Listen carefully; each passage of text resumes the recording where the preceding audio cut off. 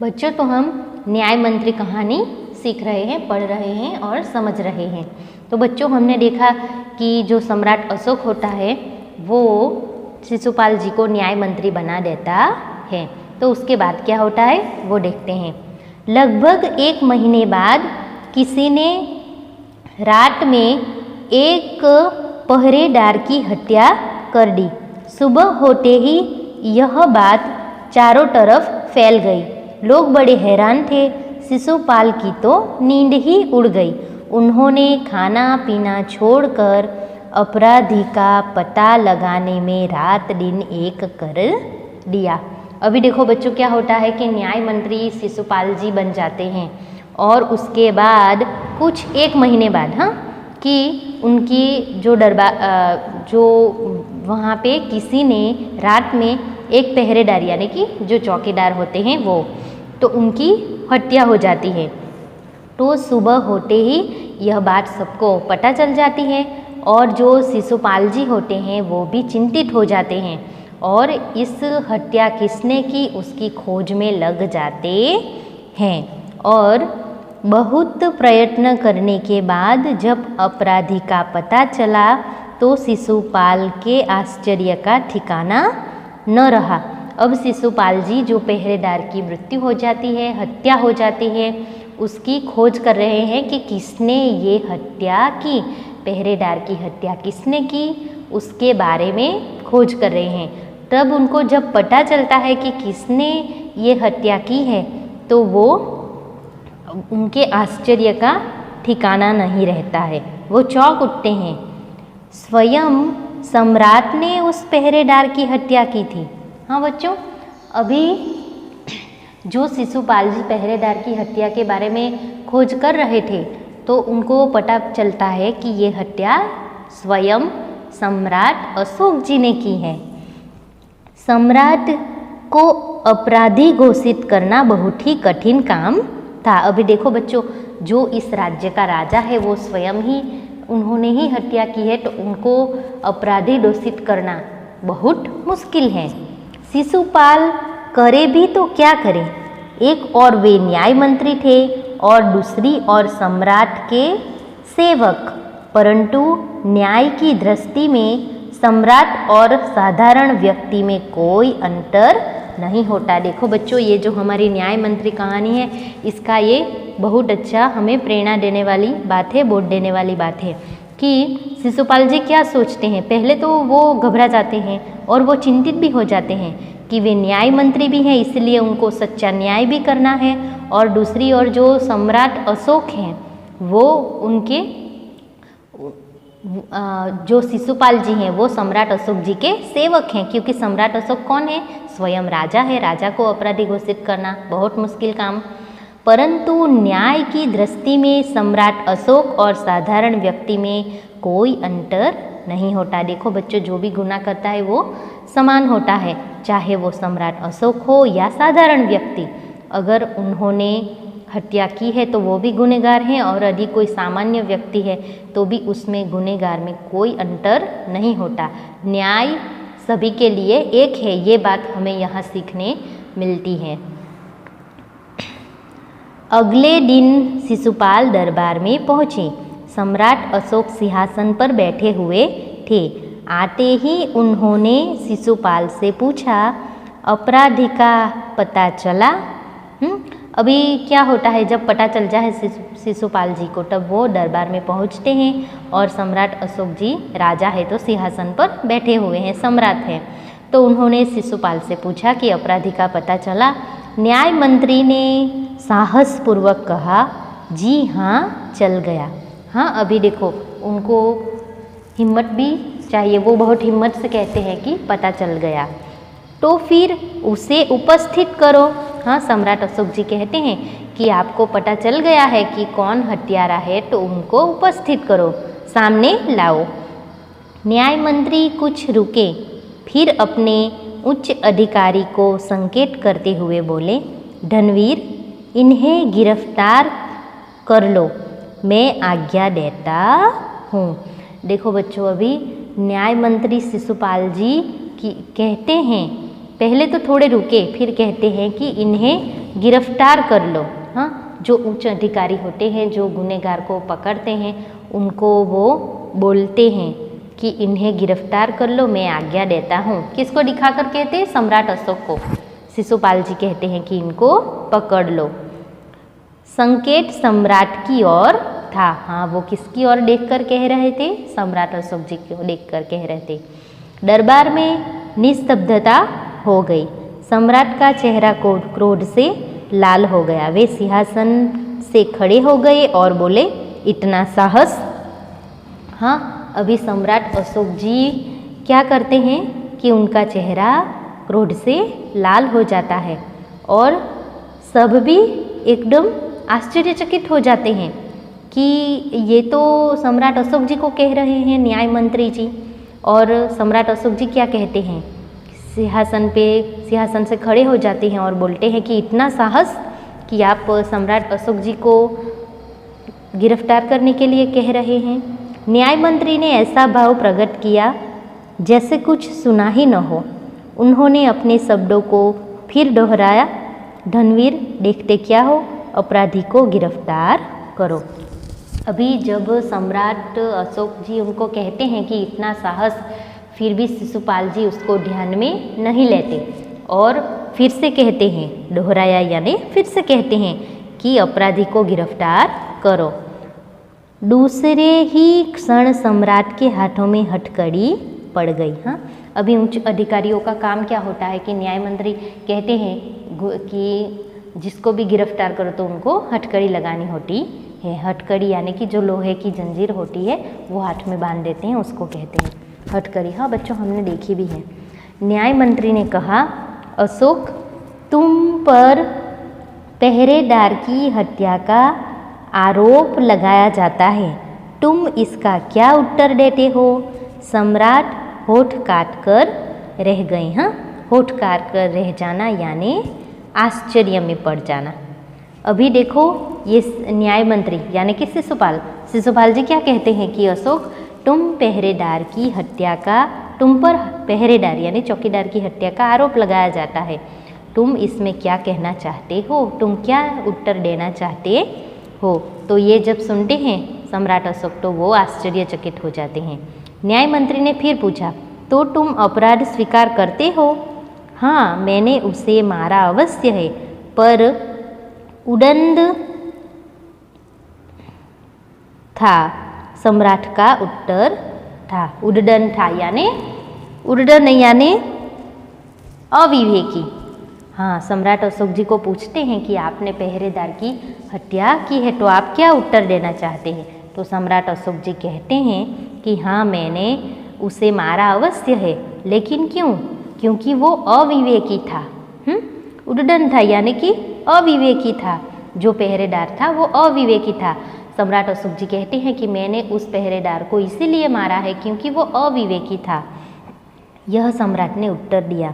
वह उद्दंड था या नहीं? तुमने एक राजकर्मचारी की हत्या की है, तुम अपराधी हो, तुम्हें मृत्युदंड दिया जाता है। न्याय मंत्री ने निर्णय दिया। अभी देखो बच्चों, अब जब सम्राट अशोक जी कहते हैं कि वो उद्दंड था, तो शिशुपाल जी कहते हैं कि वो जैसा भी था, लेकिन तुमने एक राजकर्मचारी की हत्या की है, इसलिए राजकर्मचारी की हत्या का जो अपराध तुमने किया है उसके लिए सम्राट अशोक जी को मृत्युदंड दिया जाता है। सभा में सन्नाटा छा गया। न्याय मंत्री का निर्णय सुन सम्राट ने सिर झुका लिया। वे तो स्वयं शिशुपाल की परीक्षा में सफल हो गए थे। सम्राट का हृदय ऐसे व्यक्ति को पाकर गदगद हो रहा था। हाँ, अभी भले ही सम्राट को सजा सुनाई न्याय मंत्री जी ने, फिर भी सम्राट अशोक गदगद हो गए। क्यों? क्योंकि उन्हें सच्चा न्याय मंत्री मिल गया। उन्होंने एक साधारण व्यक्ति और सम्राट में कोई फर्क नहीं किया। अगर वो अपराधी है तो उन्हें भी सजा सुना दी। इसलिए वो न्याय में पक्के थे। इसलिए उनकी न्याय को देखकर, सच्चे न्याय को देखकर गदगद हो गए। ऐसे व्यक्ति को देखकर गदगद हो गए सम्राट अशोक। सभी न्याय मंत्री का संकेत पाकर एक कर्मचारी सम्राट अशोक की सोने की मूर्ति लेकर उपस्थित हो गया। न्याय मंत्री ने खड़े होकर कहा, सज्जनों, यह सच है कि मैं न्याय मंत्री हूँ और यह भी सच है कि अपराधी को दंड मिलना चाहिए, परंतु अपराधी और कोई नहीं, स्वयं सम्राट है। शास्त्रों में राजा को ईश्वर का रूप माना गया है, इसलिए उसे ईश्वर ही दंड दे सकता है। अतः एवं मैं आज्ञा देता हूँ कि सम्राट को चेतावनी देकर छोड़ दिया जाए और उनके स्थान पर इस सोने की मूर्ति को फांसी पर लटका दिया जाए, जिससे लोगों को शिक्षा मिले। हाँ, अभी बच्चों देखो, सम्राट ने पहरेदार की हत्या की है तो वो अपराधी हैं, लेकिन वो स्वयं सम्राट है और सम्राट को क्या कहा जाता है? ईश्वर का रूप। राजा को ईश्वर का रूप माना जाता है। बच्चों याद रखना, राजा को ईश्वर का रूप माना जाता है। इसलिए न्याय मंत्री जी क्या कहते हैं कि ये सम्राट भी हैं और अपराधी भी हैं, इसलिए उनको दंड दिया जाएगा, लेकिन उनकी जगह उनकी एक सोने की मूर्ति बनाई गई है, उसको फांसी पर लटकाया जाएगा। क्योंकि ये सम्राट है, इसलिए इसको दंड देना सिर्फ ईश्वर का काम है, क्योंकि राजा स्वयं ही ईश्वर जैसा है, ईश्वर के समान माना जाता है। इसलिए इनकी जगह उनकी जो सोने की मूर्ति है उसी को फांसी पर लटका दिया जाएगा, और जिससे लोगों को शिक्षा मिले, यानी कि लोगों को पता चलना चाहिए कि जो भी अपराधी हो उसको सज़ा मिलती है, चाहे वो राजा हो या साधारण व्यक्ति हो। तो ये बात समझाने के लिए न्याय मंत्री जी ऐसा न्याय लेते हैं, ऐसा न्याय करते हैं। न्याय मंत्री का न्याय सुनकर लोग जय जयकार कर उठे। जब सब लोग चले गए तो शिशुपाल ने राजमुद्रा सम्राट अशोक के सामने रख दी और बोले, महाराज, यह राजमुद्रा वापस ले लें, मुझसे यह बोझ नहीं उठाया जाएगा। हाँ बच्चों, अब न्याय मंत्री का काम पूरा हो जाता है, यानी कि ये जो हत्या का जो अपराध की जो सज़ा सुनानी थी वो भी वो सुना चुके, और ये सब खत्म हो गया तो सब चले जाते हैं। और तब शिशुपाल जी क्या करते हैं कि उनके हाथ में जो राजमुद्रा दी थी सम्राट अशोक जी ने अंगूठी पहनाकर, वो उनको वापस कर देते हैं और कहते हैं कि ये बोझ में नहीं, ये बोझ यानी जिम्मेदारी, ये जिम्मेदारी मैं अब नहीं उठा सकता। अशोक ने सम्मान भरी दृष्टि से उनकी ओर देखते हुए गदगद कंठ से कहा, आपने मेरी आंखें खोल दी है, आपका साहस प्रशंसनीय है, यह बोझ आपके अतिरिक्त और कोई नहीं उठा सकता। न्याय मंत्री निरुत्तर हो गए। अब सम्राट अशोक जी क्या कहते हैं कि उनको शिशुपाल जी के बारे में बहुत सम्मान भरी दृष्टि से देखते हैं, उनका वो बहुत सम्मान करते हैं, क्योंकि उन्होंने सच्चा न्याय दिया है, वो सच्चे न्याय मंत्री हैं। इसलिए वो बोलते हैं कि आपने मेरी आंखें खोल दी है, सच्चा न्याय करके आपने मेरी आंखें खोल दी है, आपका साहस प्रशंसनीय है, क्योंकि आपने सच्चा न्याय किया है, इसलिए आप प्रशंसनीय हैं। इसलिए यह बोझ यानी जिम्मेवारी, ये जो न्याय मंत्री की जिम्मेदारी है वो आपके अतिरिक्त यानी आपके सिवा कोई उठा नहीं सकता। तो जब शिशुपाल ये सुनता है तो वो निरुत्तर हो जाता है। निरुत्तर यानी कि कुछ बोलता नहीं, कुछ उत्तर देता नहीं है। हाँ, जब सम्राट अशोक कहते हैं कि आप ही ये जिम्मेवारी उठाने के लिए सही इंसान है, सही आप ही सही है, क्योंकि आपने सच्चा न्याय किया है, आपने मेरी आंखें खोल ली है कि सच्चा न्याय करना चाहिए। आपने एक सम्राट और साधारण व्यक्ति में भी कुछ फर्क नहीं समझा, अपराधी को जो दंड देना चाहिए वो आपने दिया है। इसलिए सम्राट अशोक जी शिशुपाल जी को न्याय मंत्री ही रहने देते हैं और कहते हैं कि आपके सिवा इस न्याय मंत्री के लिए आप ही सही हो, ये जिम्मेवारी आपके सिवा कोई अच्छी तरह नहीं निभा सकता। इसी तरह उन्होंने कोई नहीं उठा सकता, यानी कि आपके अतिरिक्त और कोई नहीं उठा सकता, यानी कि ये जिम्मेवारी आपको ही निभानी है। ऐसा कहते हैं। तब न्याय मंत्री निरुत्तर हो गए। अभी देखो बच्चों, ये हमारी कहानी यहाँ समाप्त होती है। हमें सीख मिलती है कि हमेशा न्याय हमें कैसा करना चाहिए, निष्पक्ष, यानी कि जो अपराधी है उसको दंड देना चाहिए, उसमें भेदभाव नहीं करना चाहिए, चाहे वो साधारण व्यक्ति हो या बड़ा व्यक्ति हो। न्याय हमेशा सबके लिए समान होना चाहिए, निष्पक्ष होना चाहिए, उसमें बड़ा छोटा ऐसा कुछ देखते नहीं है। और तो बच्चों, हम इसका गुजराती में समझ लेते हैं ये कहानी कि हमने देखा कि शिशुपाल जी न्याय मंत्री बन जाते हैं। तो शिशुपाल जी न्याय मंत्री बनी जाय छे। पछी शिशुपालने न्याय मंत्री बन्याने 1 महीनो ज थयो हतो के एक रात्रे कोईए एक सिपाहीनी हत्या करी नाखी। शिशुपाले अपराधीनी तपास करवामां दिवस रात एक करी नाख्या अने ज्यारे तेमने खबर पड़ी के स्वयं सम्राट अशोके ज शिशुपालनी हत्या करी छे तो